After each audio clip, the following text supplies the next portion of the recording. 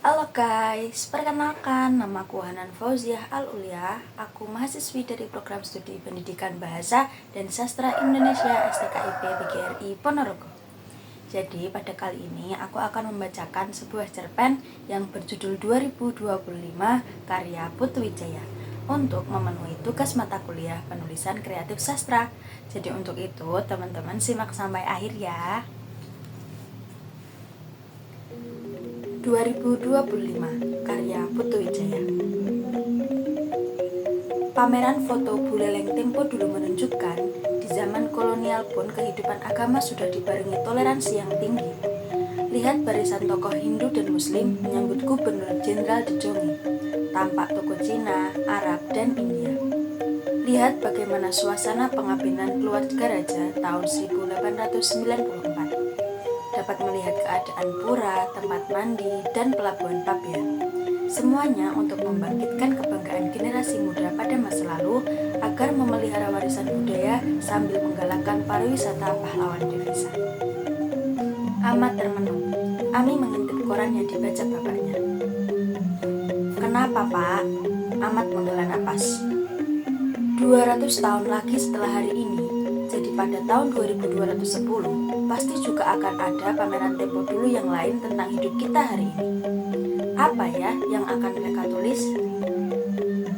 Ami menjawab datar.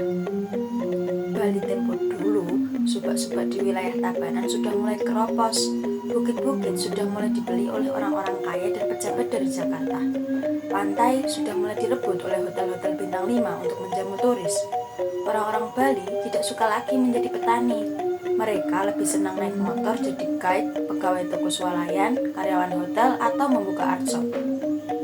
Pedagang asongan dan kaki lima serta para pemulung membanjir dari seberang, dan orang-orang Bali pada pindah keluar pulau mencari kehidupan yang lebih tenang. Di samping mereka juga tidak sudi kerja kasar di kampungnya sendiri. Kuli bangunan, tukang bakso, semuanya pendatang. Amat memejamkan mata sambil membengong. Tapi orang-orang yang melihat pameran Bali Tempo dulu di tahun 2210 itu masih akan mengucap, alangkah indahnya Bali tahun 2010, persis seperti pengunjung Buleleng Tempo dulu itu. Ami ketawa. Tidak ada yang bisa membendung perubahan, Pak. Hidup ini mengalir ke depan, kecuali kalau Bapak mau menjadi museum. Itu berarti kita harus memulihkan diri, hidup terasik seperti Tarzan di dalam rimba yang selamanya hanya pakai cawan. Bapak mau begitu? Tidak, dan Bapak tidak akan datang melihat pameran Buleleng Tempo dulu itu. Tak perlu datang, asal menyumbang. Amat menggeleng lalu meninggalkan Ami. Dia keluar rumah dan berjalan-jalan. Tak terasa kakinya membawa jauh. Ia menatap ke sekelilingnya, memperhatikan setiap pojokan, meneliti rumah, toko, tembok, pelang-pelang jalanan. Kemudian ia mengamati kendaraan lalu lalang serta manusia-manusia yang dipapasnya. 200 tahun lagi, kemana semuanya ini? Akan jadi bagaimana Bali ini? Bisik Amat dalam hati. 200 tahun yang lalu, apakah ada seseorang di Buleleng yang berjalan seperti aku sekarang ini dan berpikir tentang kemana perginya Buleleng 200 yang tahun lalu itu? Bisakah dia membayangkan seperti apa Buleleng pada 2010 sekarang ini? Dan yang lebih penting, bahagiakah dia atau sedih? Amat berhenti di alun-alun lalu duduk. Aku yakin kalau dia tahu apa yang terjadi sekarang, dia akan berbahagia, bisik Amat lebih lanjut. Kenapa bahagia? Sebab dia tidak akan mengalami kekacauan seperti sekarang. Kota penuh sesak, jalanan habis dimakan oleh motor, bentrokan agama rawan di mana-mana, ada teror bom. Belum lagi kecemburuan melihat orang-orang begitu kayanya sampai memiliki bukit-bukit, pantai, bahkan juga sungai dan gunung. Tidak seorang pun yang akan sudi bangkrut. Lebih nyaman hidup tenang daripada gontok-gontokan, sementara para koruptor seenaknya saja menggerogoti uang rakyat tanpa dapat hukuman. Tiba-tiba, ada tangan meraba Bunda Amat. Amat terkejut. Ia menduga itu copet.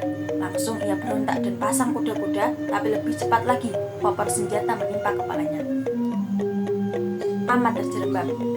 Ketika ia mau berdiri, menyusul tendangan kaki, lalu badannya terasa diinjak-injak. Sebelum pingsan, ia mendengar ocehan dalam bahasa Belanda. Amat tak mengerti bahasa Belanda, Tapi entah kenapa ia paham maksud orang itu memaki-maki. Dia tidak boleh duduk-duduk di alun-alun pagi-pagi seperti itu, sementara orang-orang lain semuanya bekerja.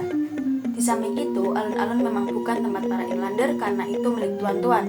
Itu berarti Ahmad sudah terlempar ke masa penjajahan Belanda. Alun-alun di masa itu lebih hijau, lebih indah, pohon-pohon lebih asri, jalan sepi dan terawat. Tidak ada demonstrasi, yang ada hanya muka-muka orang yang ketakutan. Tangan itu kemudian menarik Ahmad agar duduk. "Bapak ngapain tiduran di sini?" kata Ami yang memergoki bapak yang ketiduran di pinggir tanah lapang.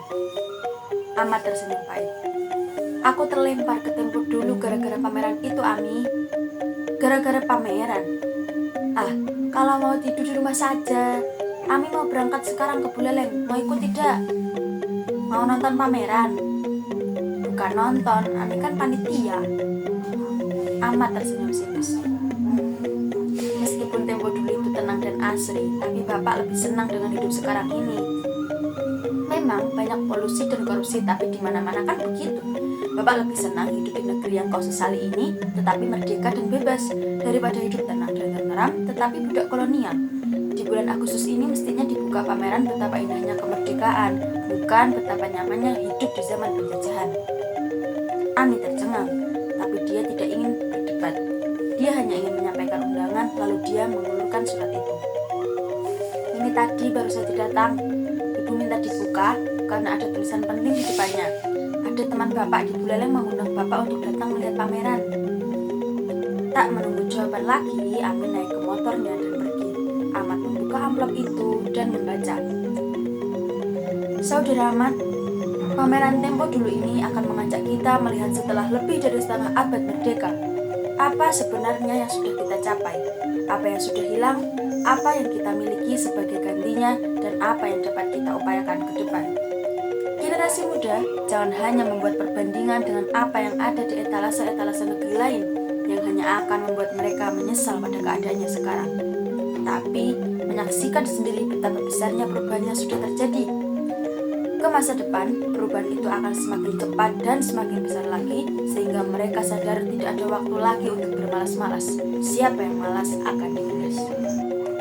Tapi kalau saudara tidak bisa hadir, saya mengerti, sebab kita semuanya sekarang terikat tugas, kerja setiap detik untuk menjawab tantangan zaman, karena kita hidup di milenium ketiga, bukan satu abad yang lalu, di mana orang boleh lenggang-lenggang kangkung. Merdeka. Ahmad menutup surat dan memutuskan hari itu juga ke Buleleng. Sebuah pameran selalu bisa dilihat dari banyak sudut. Hanya mata hati yang kreatif yang akan dapat menarik keuntungan darinya dan lepas dari penyakit mengeluh dan memaki yang sekarang sudah menjadi demam yang tak pernah diumumkan sebagai epidemi nasional ini, kata Ahmad pada istrinya waktu pamitan. Itu 1 dekade yang lalu. Kini, di depan pintu sudah menunggu 2025 yang mau masuk menggantikan 2024. Sementara Ahmad masih ngelamun di singgol pesan WA Ami yang lagi penataran di Jakarta. Penataran sudah rampung, Ami mau pulang, tapi ada pameran Jakarta Tempo dulu di tim, seperti pameran Buleleng dulu yang bapak komentari itu. Ajaklah ibu untuk refreshing, nanti kita pulang bareng. Ahmad hendak menjawab, keburu istrinya muncul mengulurkan secangkir kopi. "Jadi, kita mau nonton pameran Jakarta Tempo dulu di Jakarta, Pak?" Ahmad belum sempat menjawab, Bu Ahmad sudah memberi peringatan. Menyukai yang sudah tak ada itu boleh-boleh saja, tapi kan lebih baik menyukai yang ada, yang sebentar lagi juga tak akan ada lagi. Jakarta, 10 Desember 2024. Baik teman-teman, itulah tadi pembacaan cerpen 2025 karya Putu Wijaya. Semoga dengan pembacaan cerpen ini teman-teman bisa mendapatkan amanat atau nilai-nilai moral yang terkandung dalam cerpen 2025 karya Putu Wijaya. Untuk itu, terima kasih atas perhatian teman-teman yang sudah berkenan menyimak dari awal sampai akhir. Sampai bertemu lagi di pembacaan cerpen berikutnya. Bye-bye guys, dadah.